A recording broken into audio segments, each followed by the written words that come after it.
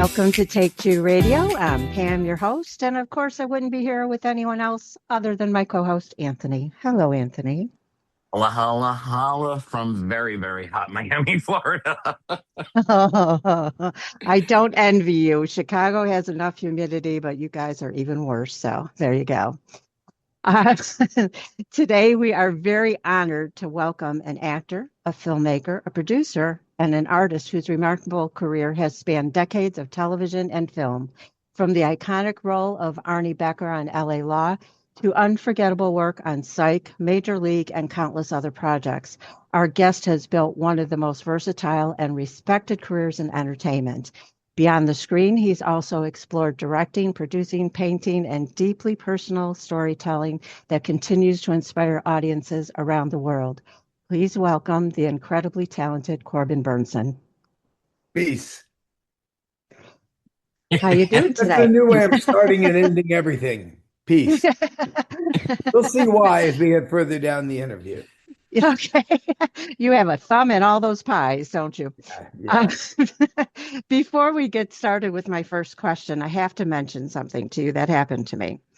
This past weekend, I think the TV spirits knew we were going to be talking with you because Major League happened to be airing on CMT, a movie I absolutely love and one that still makes me tear up at the end every time I watch it.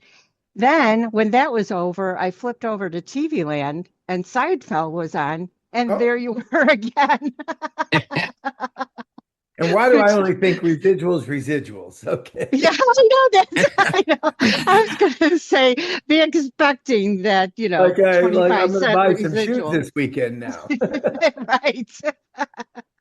And I got to tell you, for me, Major League is one of those movies. I've seen it at least 100 times. I played baseball all my early life, all through college. I did a year of the Maryland Blue Crabs. Wow. And yeah, so, it's one of those go to movies to just put on to relax or to fall asleep or to, feel better if it's one of those days. So thank you for that. And I have to say, I loved Arnie Becker, don't get me wrong, but I adored you on Psych. Oh, thank you. Right. Thank you. You're Yeah, welcome. boy, all over the place, right? Yes, yes. Well, your career has spanned everything from intense courtroom drama to comedy, faith-based films, directing, producing, and even painting. Looking back, what originally drew you to storytelling as a career, either in front or behind the camera? Well, I have to ponder that. As you get older, we start to ponder our lives and, what drew me there, what drew me here. Um, I am, I'll tell you, when we go out to dinner, my family, I have four sons and a wonderful wife. We've been married 37 years to Amanda. We go out to dinner and they'll catch me staring at people. And Dad, don't stare. You can't look like you can't be staring. I'm fascinated by people and I'm fascinated by the human experience, the good and bad of it, by the way, the good, bad, and the ugly. I've been thinking lately with all this stuff going on in the world, for instance, that is, let's just call it negative right now or bad or adversarial. When the Artemis rocket went up a month ago or so, and you see that little picture of the globe, and I sit back and I go, wow, we have this incredible gift of this planet and life, and from the tops of mountains to the lava fields to the deserts to the it just is to the redwood forest, and we have this incredible beauty, this ball of beauty to be enjoyed and to love and to cherish each other in, and somehow we as human beings screw it up. And it's not now, it's not just the stuff we're going through now. We've been fighting each other for years and years. So I guess what I'm saying is I'm fascinated by the human condition, the capacity to love, the capacity to hate, the capacity to make amends.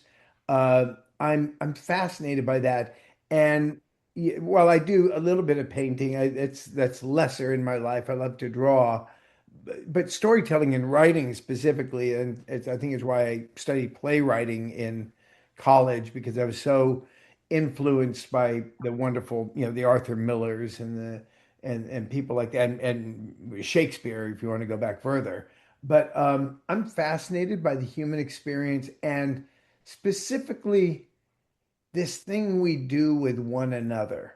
This thing, the good, bad, and the ugly of it. So I think I, through my art, through my writing, and certainly through my acting and the characters that I choose to play, uh, I want to express that in hopes, and it's I didn't do it with it as a means to an end, but I want to I sort of love holding up that mirror and saying this is who we are, and let's all recognize that. And if we can rectify it from there, great. But it's not really that I'm not in it to like change the world, but I simply love expressing who we are. So if I stare at somebody in a restaurant, which can be a little bit uncomfortable for those with me, it's only because I've seen something, I've seen a piece of personality, the way somebody eats. I saw the other day two people that were clearly on a date, but I've never seen two people so far apart in my life,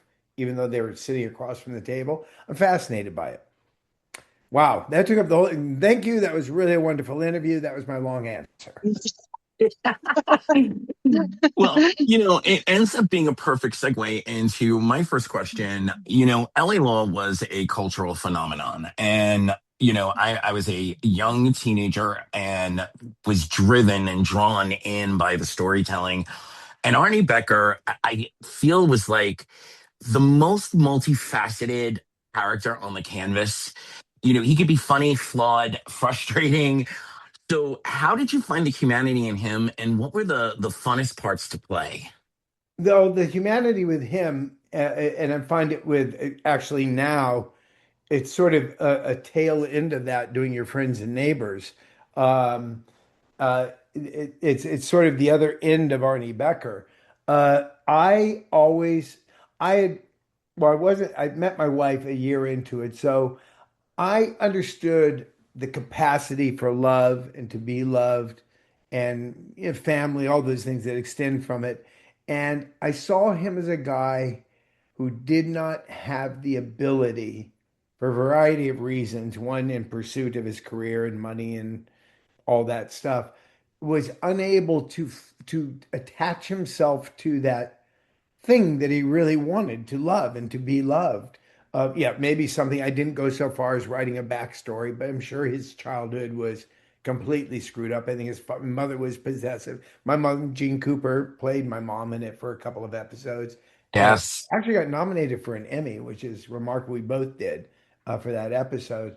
But and his father probably was just not there. He was a distant father. So I felt bad for Arnie Becker. So, on paper, when you read that, he's a gold chain, Porsche driving, pick up the girls, all that. But I always knew he was a lonely, lonely man. And we saw that occasionally.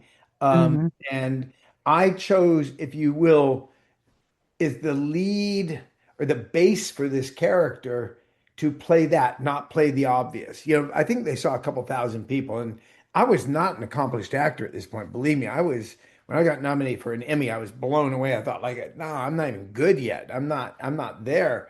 But I think people were responding to my ability to find empathy. My mother, God bless her, one of her first acting lessons for me was teaching me empathy. If I could, a short story. She, one day is when I decided to be an actor, I said to her, I said, how do you get the tear, where the tears come from? And she took me to a door and showed me a doorknob. She said, touch that doorknob. Now turn the doorknob and open the door. Now close the door, lock the door, feel that doorknob. She said, in all of life, that poor doorknob just gets to be a doorknob in this wonderful experience of redwood trees and oceans and fishes in the sea. It just gets to be a doorknob. And how do you feel about that? I said, I feel sorry for it. And she said, you have empathy. And I found empathy in all my characters. I still do. I don't try to find much more than really attaching the human experience I've been talking about to the character and finding out, and just feeling for them. I feel for them. So that I think creates the multi-dimensional. I don't sit there and go, I'm going to layer this guy to the hilt. I just feel for the character. I feel what they're missing. I feel their joy when they have it. But more often than not, the characters I play are deficient in something that makes them fully human. And I try to find that. And then I just bring me to it, me who's, for all my faults or whatever, a humanist. Um, and then you get these, and the words do the rest. The words are important. You got to have the right words and the right story. And I just open my mouth and try to get the words out 90% of the time. And the right acting partner helps, I am sure. And thank you so much. Pam and I are lifelong soap fans. So thank you for sharing that story about your mom, Jeannie, the incredible Catherine Chancellor. Right.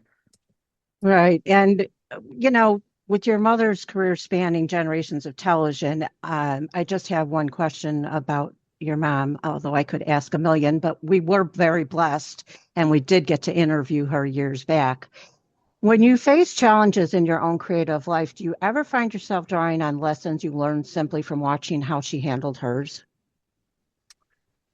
Uh, yeah, funny.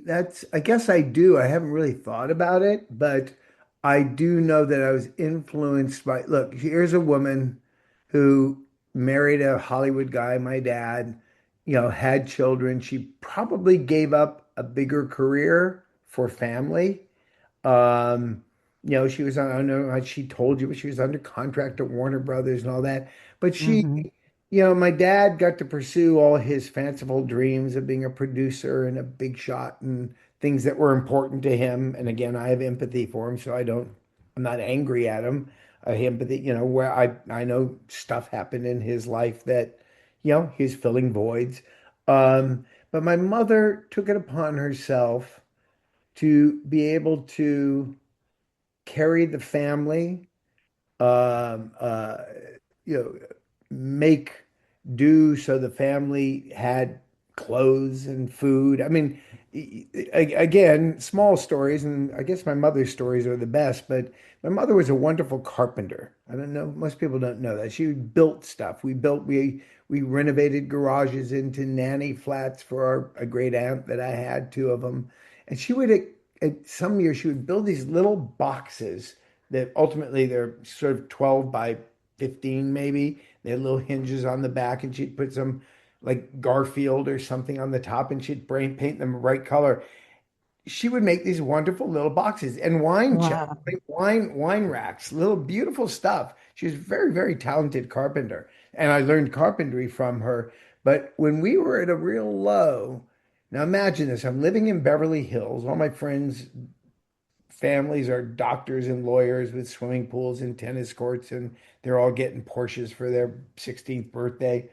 We were at a low point financially, but we had to live in Beverly Hills. That was my dad's thing, you know. And my mother made a slew of these little boxes and sold them to Beverly Hills Stationery at Christmas to sell. She made them and ended up with, I don't know, maybe $1,000 or something, so we could have Christmas. Oh, That was her. That was the other side of this, lunatic um, woman who is also an alcoholic and all the other things we know. So to answer yeah, your question, uh, I look at the things that she did to keep the family going, which has always been number one priority to me. And at the same time, continue this art, this passion that I have for acting and storytelling, really more storytelling than anything.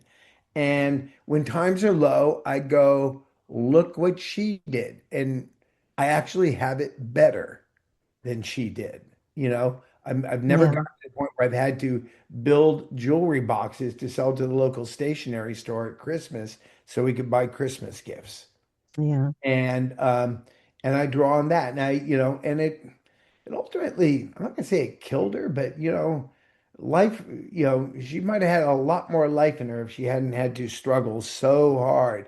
I mean, look, she took a soap opera. That's a big choice actors make. Like she's in her she's around 50, I guess, or so, or mid 40s. And remember, we were in Hawaii and she had an offer to do The Young and the Restless. She goes, should I do this? Because she knew especially with soaps, you're in. There's not a lot of people these days that come out. There have been, we know there's plenty of actors who, started in soaps and worked their way up, but not many. There are not many. And she knew the commitment she was making simply to keep, acting, doing the things she loved, but also to feed her family.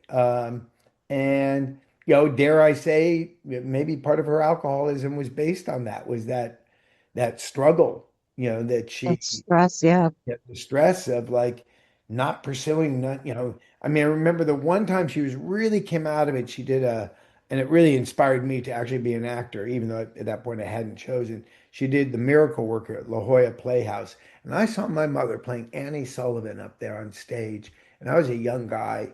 And I thought, like, wow, look at my mom. That's not my mom. This is this. And I was fascinated that she could become this character.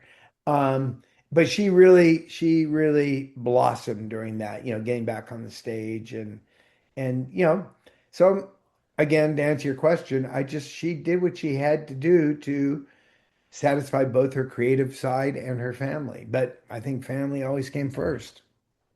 I should probably write a book. You should. Another little story quickly. So my mom wrote a book, she wrote a book. He Uh, did. Pam still and I both young, have still it. young, not restless or whatever. She gave it to me and I never read it while she was alive. I never I don't know why. Maybe I didn't want to, knowing who she was. I didn't want to hear this. I didn't want to confront her about anything. And I let it rest. So 12 years after she's gone, I see her, we're moving and I see her book on it's always on my desk. It's always been on my desk. I thought, you know what? You're an ass. Read her book. And I read her book and I was taken aback by how simple she made some of her problems to be. There were a lot of things in there I might have challenged her on.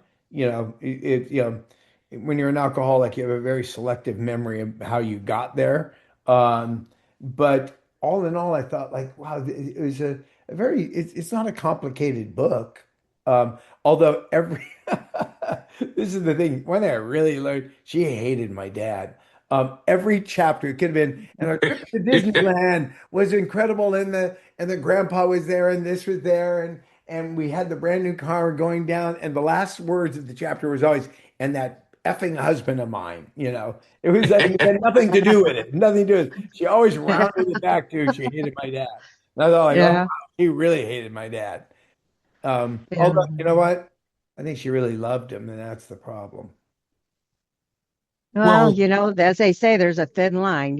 Yeah, very, oh, yeah. absolutely. And honestly, the book is brave. Hmm. We all, I think, can see pieces of ourselves from whatever our struggle is. Nobody gets through life without struggle. No. And you're really able to connect at least on that level in the book. And, if you're a soap opera fan, there's so much more. But rolling this back to you, my friend, you have quite the history of playing dramatic characters and being able to really kind of pull the knit and the grit out of dramatic scenes. But then there's that comedy side, especially as I said on Psych. Um, does that come natural, or is that something you had to develop along the way? Well, my comedy's not like I've never really been really good at sitcoms, as it were. If you really look back, I haven't. I mean, yes, I did an episode of Seinfeld and a couple other, and I'm okay in them, but I'm not like a sitcom guy.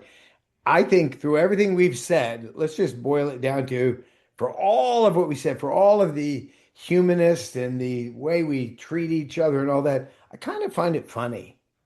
I kind of find, people are arguing to make it current, and I'm not picking a side here. People are kind of bitching and moaning about Trump and this and Trump that and I kind of find him humorous.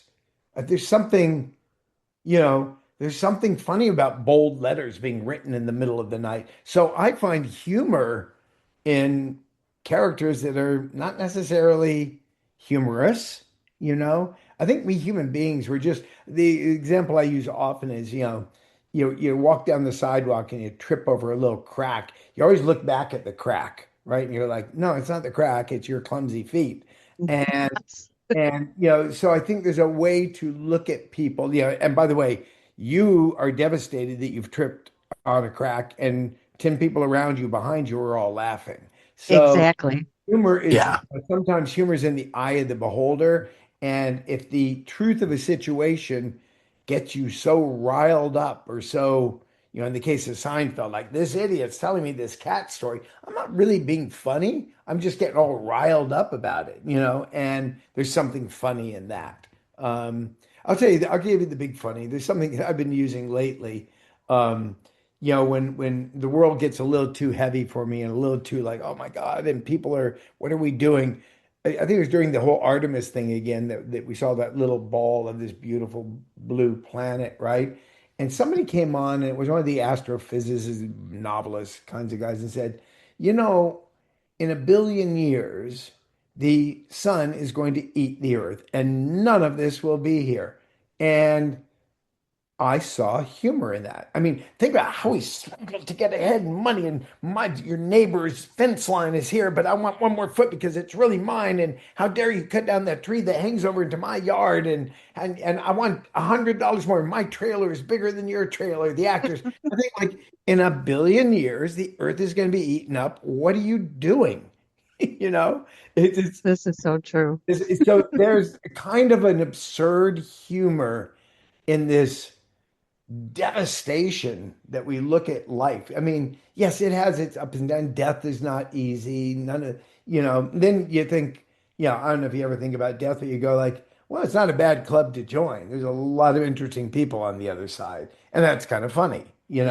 But Yeah. as terrible as death is, it's like, I mean, I'm not one who thinks my mom's up there telling jokes. We can make jokes about that, but you're just like, oh yeah, you're just for all you did and all the struggle and all the strife and then this and that, and you made all these jewelry boxes, you're dead. The sun is going to eat the earth, and all these other people are dead too. So have a All laugh. right. I don't know. Yeah. Yeah. So You that's have to where have a my sense of humor. that's kind of where I mean, really, just clear your head for a second and think, aren't we humans just funny creatures? We are. I think we are funny creatures. Yeah. Absolutely. Oh, So yes. the drama is the drama part of it, right? The funny part is the stepping back and realizing how absurd. Yeah. And being able to mix the two and find, the humanity in the comedy and the comedy in the hard stuff. Right. Right. Yeah. Well, that's it. And the place where it always comes out, and I'm thankful because I've come to a place in my work where the word truth means a lot, and it doesn't mean true, you're telling true stories or any of that. But the other day I thought to myself, the art of acting is not acting, it's just being. And the closer you can get to just being, um, the more interesting your work will become. Uh, acting is some of the stuff like, yes, I put on a wig and I put on a British accent and I do that and I do, and all that. But that's sort of the acting technique stuff. But the being part, the being, just being there. And I think, Pam, you mentioned something earlier about, your acting partner. I worked with John Hamm recently on Your Friends and Neighbors. And I look at John when we walk. Here's two guys, kind of macho-y guys, and we're looking at each other. And there's something like clicks. It's like two guys who realize it's all just so screwed up. And but you just got to be there. You got to be present. You just got to be there with your acting partner. I worked with Robert Downey Jr. I'm name dropping now. Isn't that funny? On Kiss Kiss Bang Bang. And I don't think I've ever looked in another actor's eyes and went like, that guy is just truth. Truth is spilling out of his eyes and his being. And truth is just being. It doesn't mean you're true. It's just being, being. I had an experiment.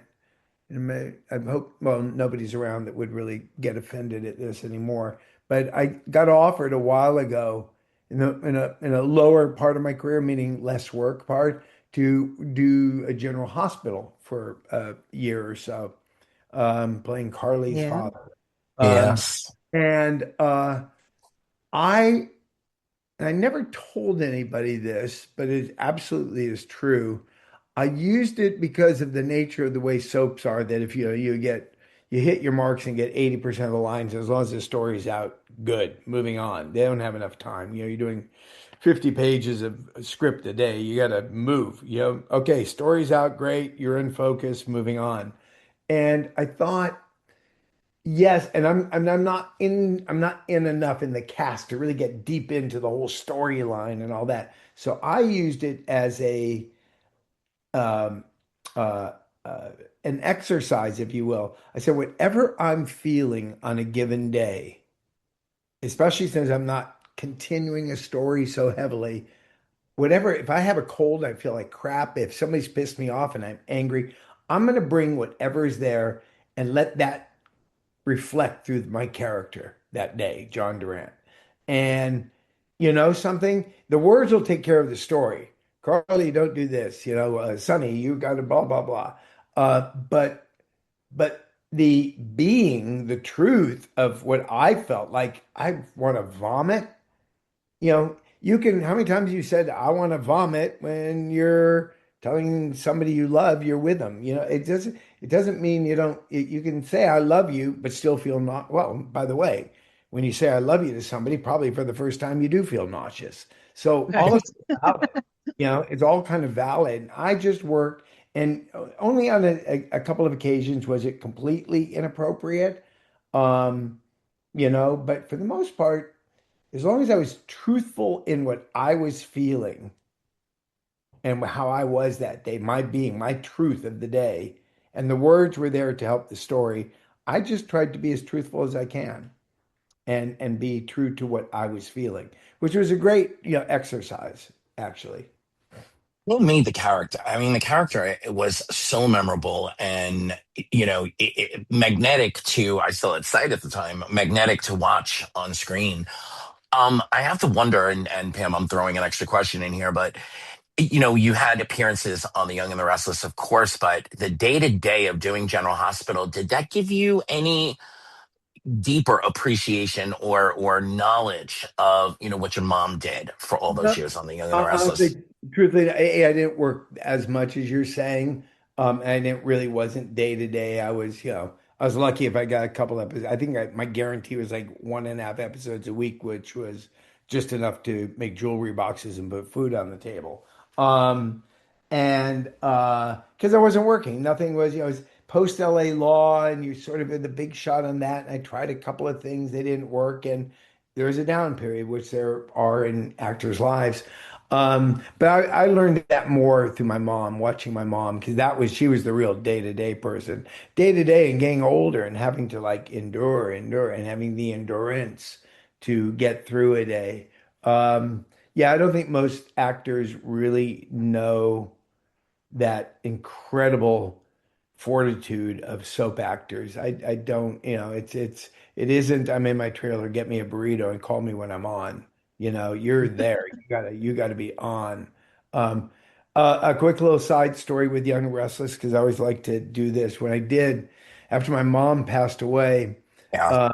I was called in and they said, look, we're going to clear the entire soundstage. We're going to make a park. We're going to do this huge memorial to Mrs. Chancellor. It's going to be dedicated to her, the park in Genoa City. And because your father, Todd, would you be okay, your character officiating the memorial? And I thought, wow, okay. I don't have my mom go ask if that's cool, and I assume she'd probably be thrilled. I said, yeah, I guess. Yeah, sure. Yeah. I play this priest. I'll officiate. So we get there that day, and they've literally cleared entire stage 43 where they shot. And it's all a big park. There's no more sets anywhere. It's just a big park. And everybody and anybody who's ever been around Young and Restless, cast, crew, everybody was in the scene of this thing, or in that day in the Mhm. memorial. And I'm sitting up there and we're doing the memorial, and everybody is crying. But being Father Todd, I'm the one who had to have composure. And it was real. I get right now, I could actually kind of get there emotional about it because I thought, I've got to hold this together because my character is the guy who's keeping it together. You don't, the priest ain't crying at a memorial. That's not good, you know?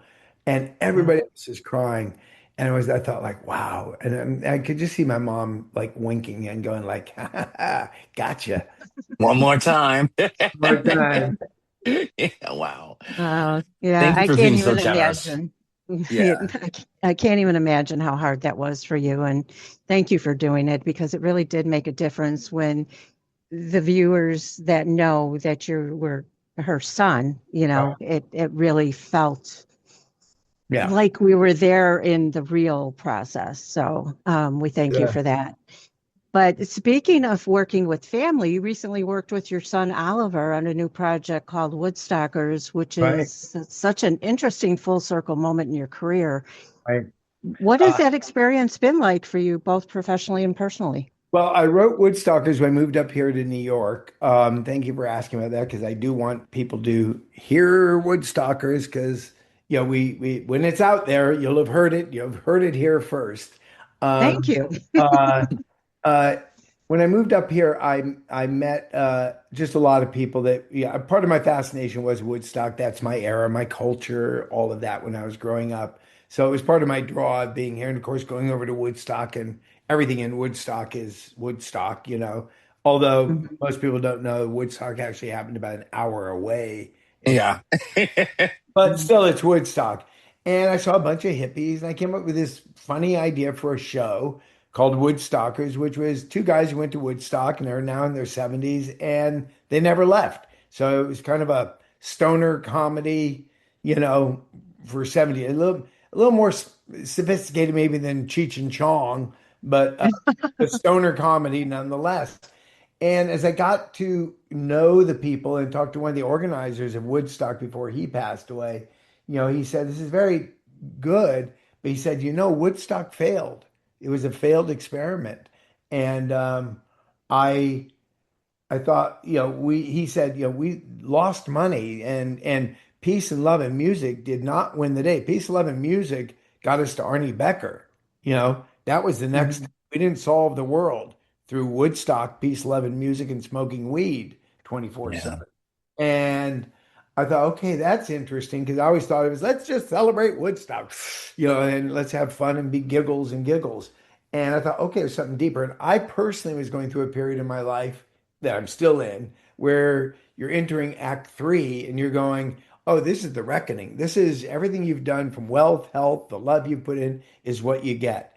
And you can sit and moan and bitch about it and all that, but you better come to terms with it because this is the bed you made. These are the choices you've made. You have two choices now still to just keep bitching and moaning and dragging the anchor of your past with you, or you can say, I accept, something my mother had to do to quit drinking. I accept I'm an alcoholic and I'm Gene Cooper and I want my life back. So I thought it was fascinating to say, because I saw myself not the addict part of it, but the reckoning with your life and saying, these are the choices I made. These are, the acting. We went back to that. I made these choices, for my family. Okay, so they didn't make you the A-list actor, or you became the B-list actor. But that's okay. You accept that. You understand the bed that you made. And so I put all that into Woodstockers. I wrote a script that everybody loved. I wrote actually a whole during COVID. I wrote 8 episodes of it. Everybody loved the pilot, but I couldn't get it. So couldn't get anybody to look at it. Couldn't get anybody to look at it. And I was working on a movie that my son Oliver had directed. A little movie that he and his little friend, not little, but little, cast and crew of friends his age who would just roll up their sleeve like the old days. And they're making this movie. And I went, you know what? I'm just going to make Woods. Oliver, would you direct it? I'm going to get all these people here, wardrobe, art department, all of it, even one of the actors. And I said, let's just go make this thing. I'll pay for it. And Oliver came on board. And after a few discussions about the script, I said, we got to save that part. Oh, we got to save that. He said, Dad, I want you to be quiet. I want you to let me work on the script with Henry, who's his brother, one of my twins. And he said, your job from this point on is to be an actor. I will be the director. Henry and Zoe, this woman, will produce it. You come on and you be the actor. If you feel something is an actor, we can have that discussion. But the rest of it is us. And I had to make a hard choice and went, okay. And so working with him was great. I mean, the pilot is wonderful. It's won awards at South by Southwest, at Series Fest. Um, and I've now written a new further 5 episodes, so 6 episodes of the first season, and we're trying to get it made. But working with him was, uh, and all the other actors. Susan Rattan, who is in L.A. Law with me, is in it. Maggie Lawson, who's in Psych, is in it. Oh, love her. Stephen Tobolowsky, who's just a wonderful actor, an old friend, is in it. So we've got this wonderful cast, and they all loved working with him. He's so easy and he's smart and he's simple and he's not, it's a kind of a very theory. It's funny as hell, but it's not sitcom-y. One of the things I didn't want to do is make a sitcom. And I wanted to make a thing, everything we've been talking about, the humor of life, you know, I created in there in the words, he made sure it got to the screen. And so I think he must, I guess he knows me, right? He's my kid. So he was able to calm me down and say, Dad, let me do this. And he brought out the very best of what I could do with this character of Lenny Baker. And so now we're trying to get it made. So if it ever ends up on the air called Woodstockers, you'll have heard it here first. Thank you. I'm And we cannot wait to see this. I mean, I'm a little bit younger than you, so that's telling you my age in a way. But I grew up in the hippie era too. And of course, I'm a 70s child. And so I love that time. And Love I it could just now. picture those things. People love it now. It has a resurgence because, dare I say, the world could use peace, love, and music to solve. Oh yeah. But Absolutely. we have become Yes. organic. We have become Saturday markets. All the stuff that was part of the hippie dream, really. Yep. Yes. And by the But way, packaged and commercially. who knows, Yeah. weed is legal, so Yes. come full circle.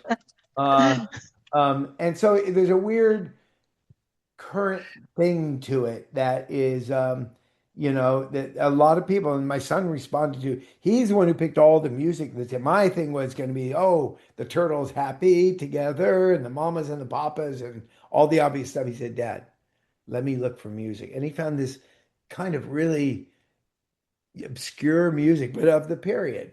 And so he has an appreciation for it from a 40-year distant view, if you will. And it really gave it a present day feeling while not being overly nostalgic, which it could have easily fallen into. I saw something recently that for the first time in like chart history, we're seeing a resurgence of past music, 50s, 60s, 70s, 80s, 90s, but from the younger generation, and their playlists are Hmm. so diverse. So that's really cool to hear. And I believe in manifesting. So this podcast going out into the ether of podcast land hopefully will create some energy and get Woodstockers to be picked up and noticed and given some money. But I Yeah. am really curious to hear how you're gonna link this to humanity. You're now going into the creature feature thriller space as well with Yeti. Yeah. Um, so tell us about stepping into that genre and yeah, link some humanity to that too for us. I will. That really is a part of I call it my Lewis and Clark, meaning anything exploring. I believe I would have been one of those guys back in the day. Um, I was presented with this script that was really kind of wonderful and interior and not big.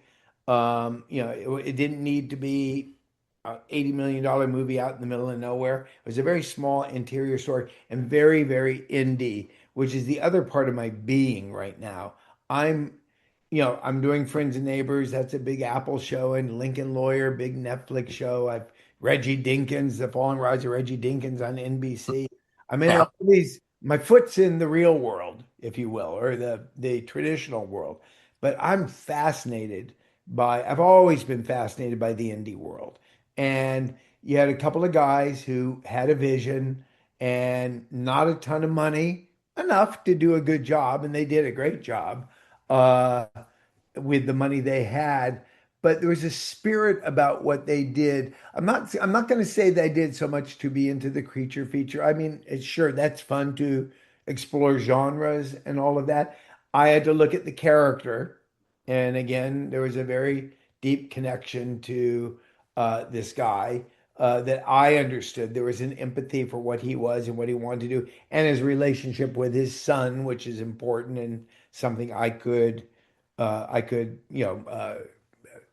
Really manifest. drawn. Yeah. Wrong. Thank you for the big words. I'm a writer, but I can't come up with them sometimes. That I could draw on, and so and it's funny because I had been in Europe and I came back and it was early January and it was freezing. We were shooting in Buffalo and I thought, oh my God, this whole thing is in the woods and it's all night shoots. I thought I'm going to freeze to death up there. And I'm 71 years old. Oh, God, I don't want to go freeze. What have I done? What have I done? It's not a lot of money. It's not even that. It's what have I done?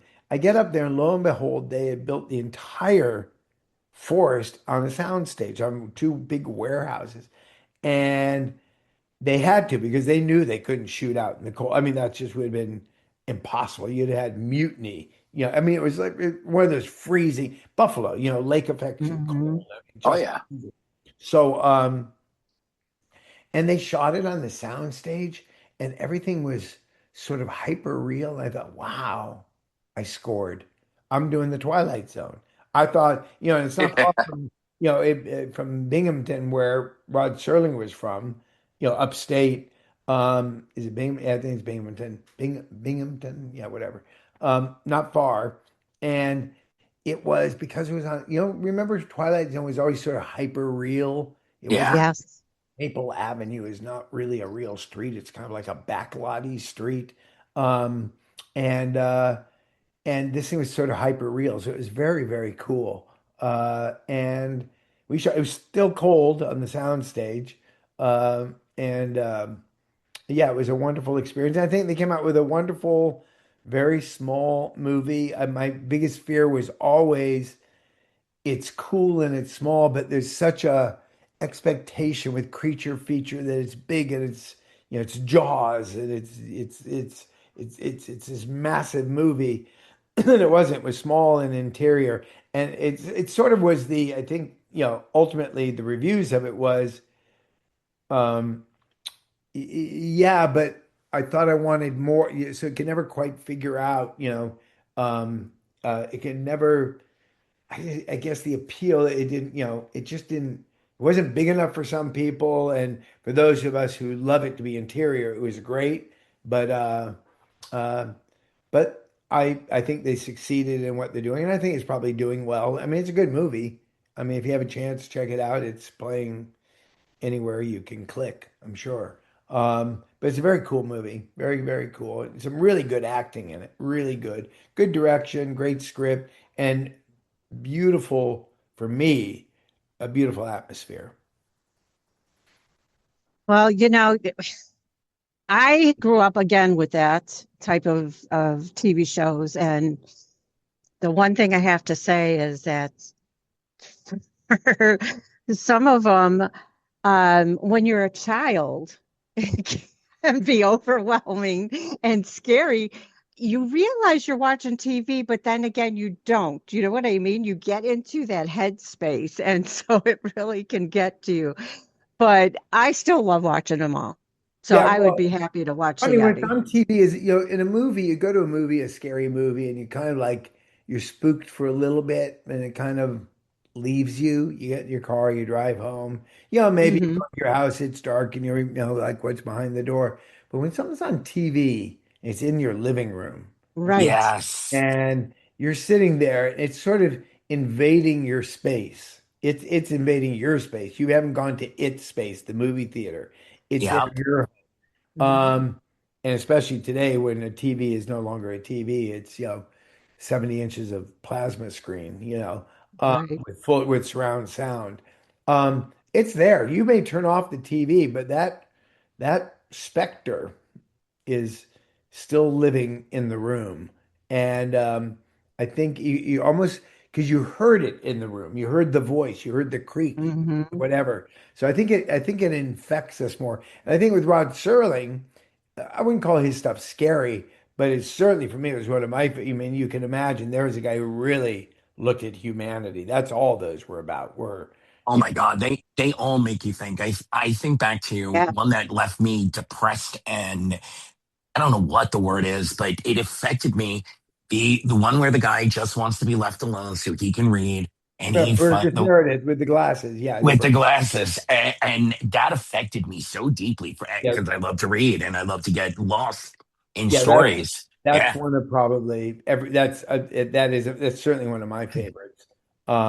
And so he just wants to be left alone, and it's not about that. It's not about that. It's just that those moments where there's too much noise. Just leave me alone. Leave me alone. Stop the IRS and political and today spam mail it just leave me alone. Leave me alone. And I think, that's one certainly. I think, but Rod Serling was the master at that, of really looking at who we are, our racism, everything. I mean, he really looked at it all, you know. I mean, it'd be fascinating. I don't think he could do it today because too much is out there. yeah. There's not enough left to the imagination, I guess. He was ahead of it. He was social media, you know. Hmm. Definitely. Well, with having worked with so many of the industry's most talented people over the years, is there a piece of advice you received early in your career that you'd like to pass on to others that are just starting out? Yes, but not before I make one more footnote. My mother was in a Twilight Zone. You know that, Mr. Denton. Yes, yes. Oh, for my mom, she made it to Twilight Zone. Oh, Yeah. I forgot. I have to bring that up. Wherever, yeah, I'm going to keep her alive however I can. Um, Absolutely. yes, and again, I sound like a mama's boy, but that's okay because she's a pretty brilliant lady. She gave me the best piece of advice as a young actor. My father had produced. I was in college in San Diego. I wanted to be a lawyer. I was studying philosophy, and I thought as pre-law, I wanted my major to be philosophy, logic classes and all that kind of stuff. You have different choices. Philosophy seemed interesting to me.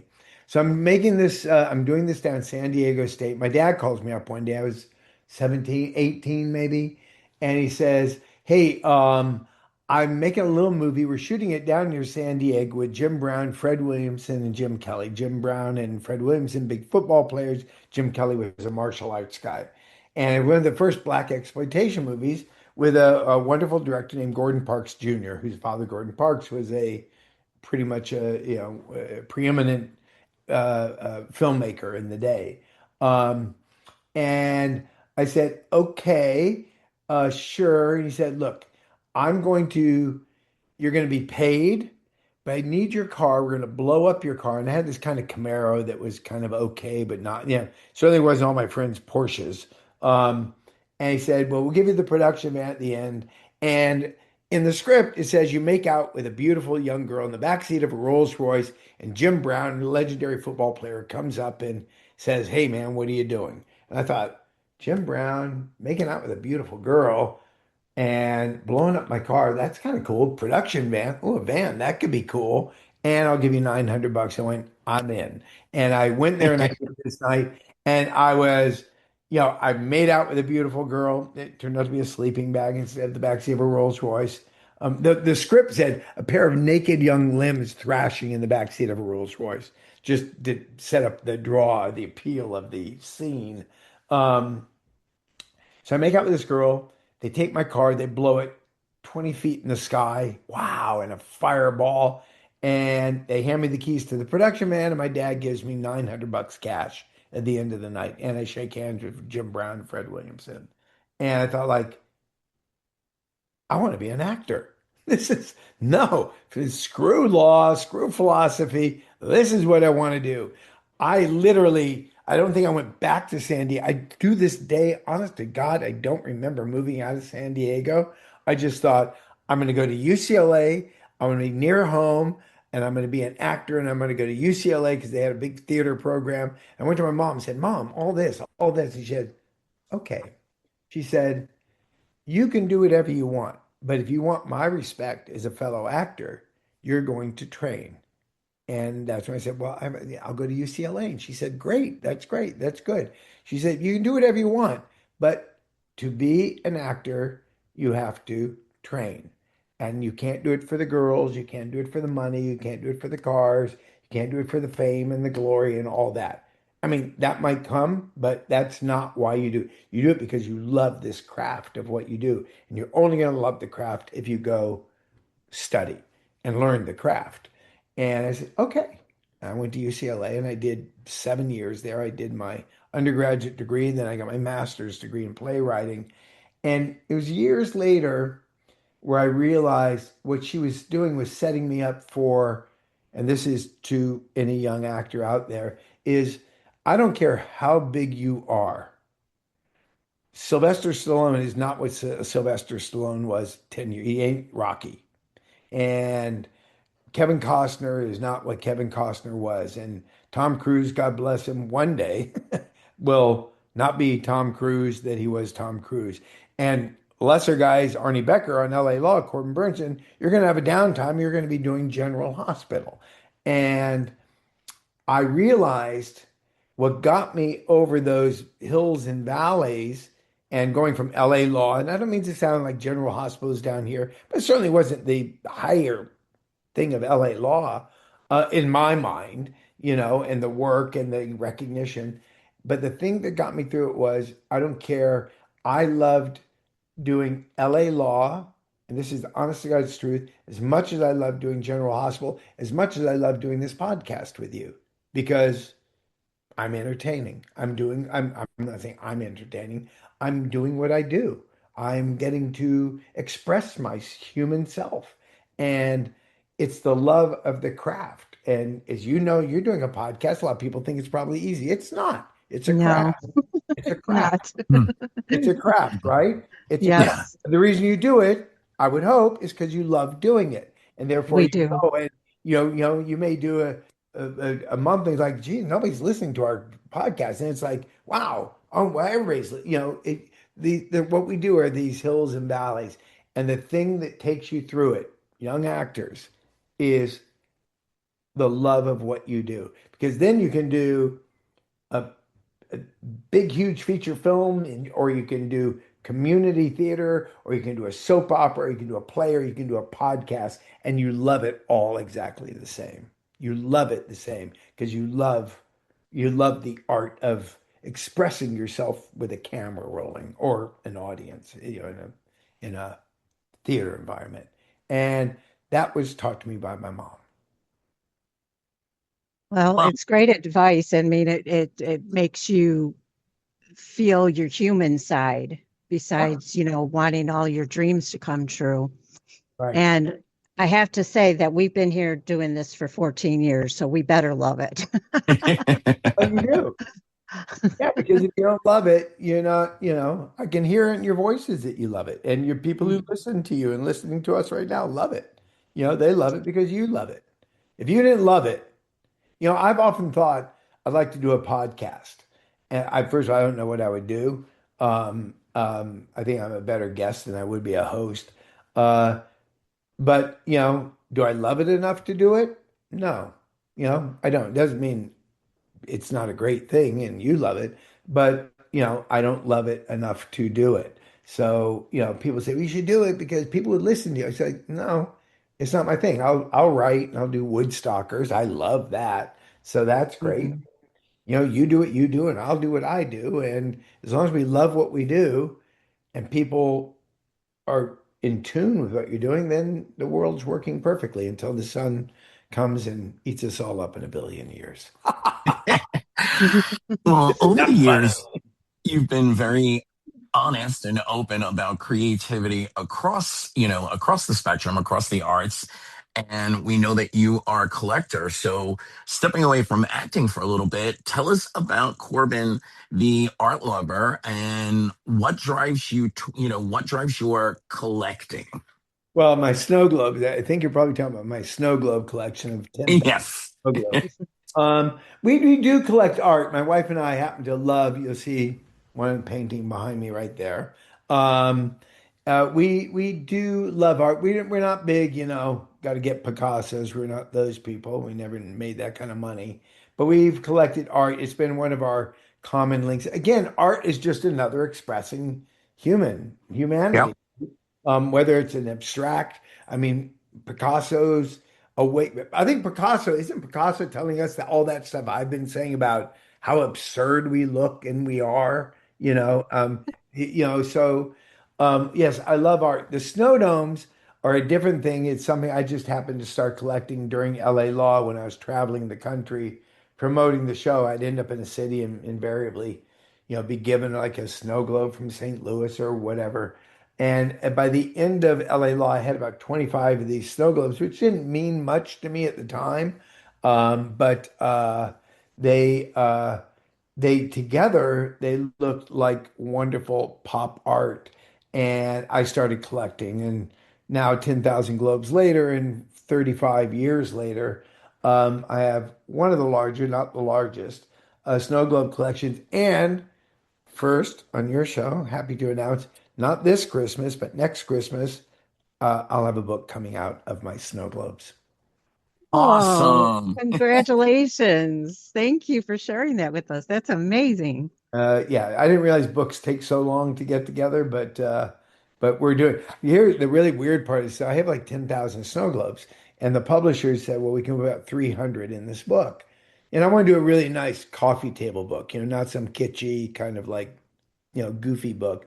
I've never really seen a really beautiful, snow globes against a black background lit properly. Like a photography book, if you will. Um, and so I had to get all my snow globes from LA, where they had been sitting in storage since I moved to New York. I had to rent a warehouse here and get out, those full 8-foot folding tables, get about 30 of those and put them all out, all 10,000. And Wow. I had to sort of organize them because they were kind of organized. I packed them pretty well when I packed them up for the last time in LA, but I had to put them out. And people say, which one's your favorite child, your favorite son? And you can't, out of three, you can't pick, you can't pick one. I had to pick, I'll get back to empathy again. Let's go straight back. The story's all the same. I had to pick 300 snow globes out to be in the book. I felt terrible for those ones that were rejected. And I I felt, bet they're still holding it against you now. and they're holding it, they're just gonna burst, they're still just gonna get, well, I'm hope somebody steals us. But it's funny, I picked out 300 that basically tells my story a little bit, the first ones I got and the last ones and ones that I made for different events. And some of my more beautiful ones that I love Disney, not the big, I don't really go for the big gaudy stuff that you get at Disneyland, but the like hold still, Yeah. but this stuff from like the 60s, like what is that there? That one's from where is that from? I can't read, I don't have my glasses. Uh oh wow, La Meridia or something. Anyway, these ones, these plastic with just they're just so detailed inside. Can you see it properly? I don't know. Yeah, yeah, yeah. I Anyway, remember those. I grew up with yeah, those. the old classic ones. Hmm. And then I have some really beautiful vintage, from the 40s and the 30s. And, the first one goes back to a Paris Expo in 1896, had the first souvenir. I've been Wow. and from the Paris Expo, and it's the Holy Grail. I have a guy who has one who wants to sell it to me for money that my wife won't let me spend on it. Um, but and I thought, like, maybe I should let it always be the Holy Grail. Maybe I can mirror life a little bit. That we're always chasing that one thing. We're chasing something, and Right. no, and I don't have it all. That's one thing I've learned in life. I don't have it all. I don't know it all. I give up. I don't want to. I can't know it all. Well, But I can certainly be open to learning it all. And so, yeah. So it's a variety of my domes, and it may or may not feature the Holy Grail, depending on the mood of my wife. well, who knows? Maybe one day you'll get it as a gift. I don't know. Um, It's an expensive gift. I don't think so. Nobody likes me that much. oh, I'm sure that's not true. My mom, Mom, could you Yeah, get me, Mom, just a little, we're some friends here. Could you just get me the Paris Expo 1890? right, You know what? Make a deal. If Woodstockers gets picked up for a full season, you get to buy it. right. That's true. I'll That write it works. in, so I'll have to have it. Yeah. Yes. So anyway, it's cool. If you look up Paris, if you look up Paris Expo. Anybody listening? Paris Expo 1896 Eiffel Tower snow globe, and you'll see one of the very first ones. It's online. He has it online. But don't buy I'll, it. I'll, Don't I'll anybody you definitely learn look this at it. buy it. Yeah. I have one more question for you, and so does Anthony. My last question is going to be a little bit of a fun one. If there's a movie written about you one day, what would the title be? Who would play you? And what would it be about?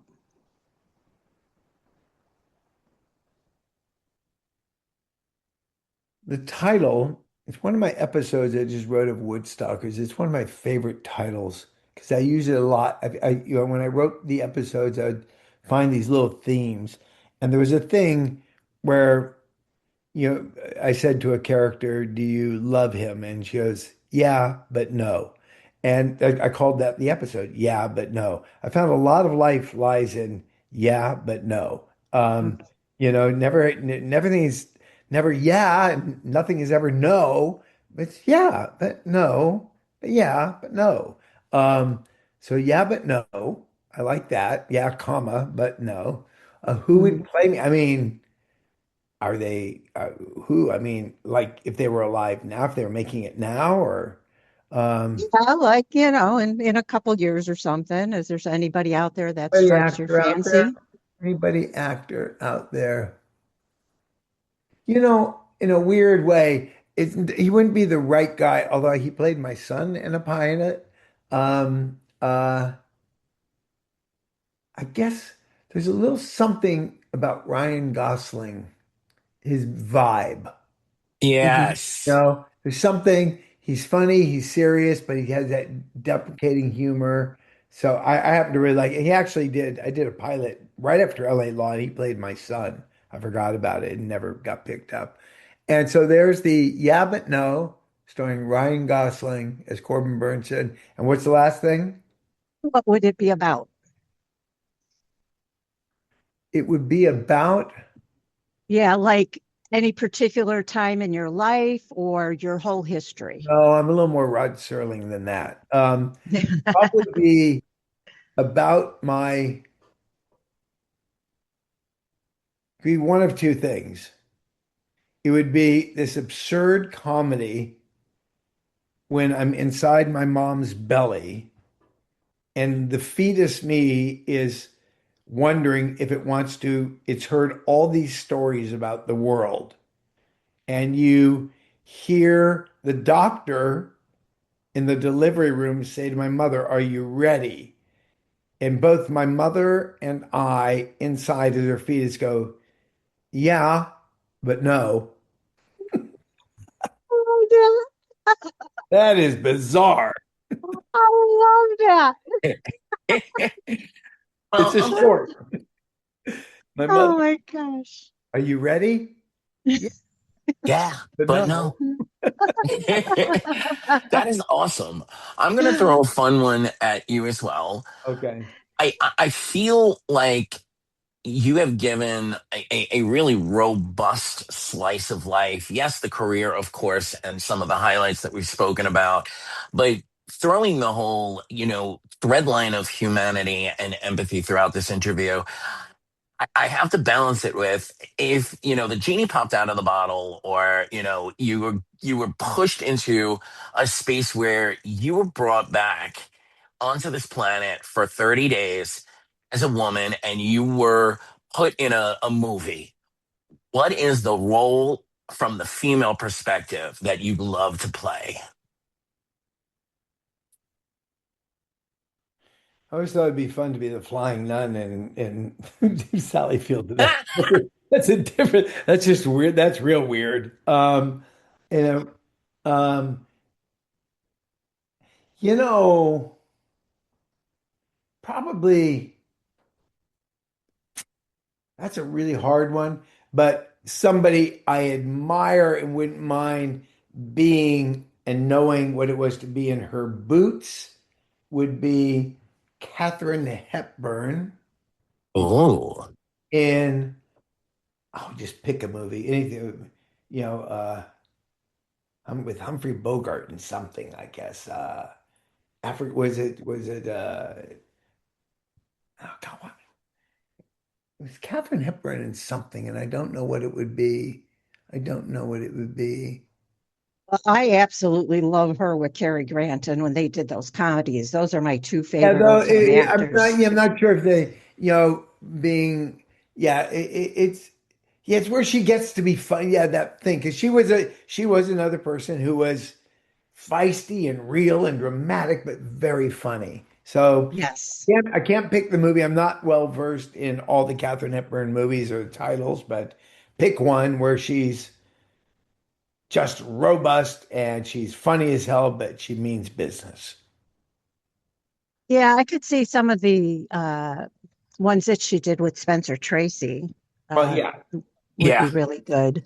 But she does that in I mean, that's what she was. And by the Hmm. way, who, just to really round up the conversation, who does she remind you of? My Your mother. mother. Oh, Yeah, your your mother. mother. Yes. Absolutely. Right. Hmm. Wow, I'm a mama's boy. Yes. It's And a we love beautiful it. thing.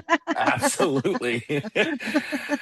Well, this is the moment where we say, if there's anything you want to sell, or drive folks to any social media or projects, please feel free. Very Bright toothpaste is the best toothpaste in the world, and the doctor. Wow, Very Bright just got a big plug there. No, it's just this new toothpaste I found. Um, Please put your good vibes out for Woodstockers means a lot to me. I've had this incredible journey as an actor. And, all the things, I think if you've heard, all the things kind of link up, right? There's a There's net a through line. Yeah. through line, right? And a lot of it comes out in Woodstockers. So both for the content, but also for the passion of me to create a tapestry of all these things we've talked about. I really would like Woodstockers to happen. So I just need Hmm. vibes. I need good vibes. Um, if you can't get out good vibes, but you hear about it in 6 months from now, check it out. But yeah, really, really cross your fingers for me for that. It means a lot to me. And I've been telling friends, family, business associates, like, it means a lot to me. And it's more than just the content of it, which is important, but it's also at this point in my career, it'd be really nice. I've worked for people, I've done other people's scripts, I've poured my soul into it. I'd love to do something that's from me for you. Well, when I'm gonna manifest hard Yes. enough to say, when that happens, Yes. scoop up Oliver and Henry and come back and talk to us about it. And I'm sure we'll have even more humanity based questions to grill you on. Well, especially if you've seen it, you certainly will. Right. I feel nourished. This has been, all of our conversations are great in whatever space they end up occupying. But I feel really nourished today. So thank you so much for your openness, your vulnerability, and for preaching without really preaching. Nothing to preach, man. Live life. We are all given this this is the preach. We've all been given this incredible, extraordinary gift. I mean, how many people go back? If one thing had happened to somebody, this is the billion-dollar son thing again, and they didn't happen, you wouldn't happen. You've been given this gift on this incredible, insane planet spinning around the sun. Make That's love. going to be eaten up in a billion years, but yes. What did I say we were going to start with? Peace. Make love, not war. Yes. Absolutely. What great words. So, everybody, stay tuned for all of our information, our socials, and such. And we will be back in your podcast feeds with another great episode soon. Thank you so much, Corbin. This has been an amazing experience. Peace. Yes. Thank you, Corbin. We absolutely love speaking with you. You're welcome back anytime. And keep bringing those stories. I'm going to try.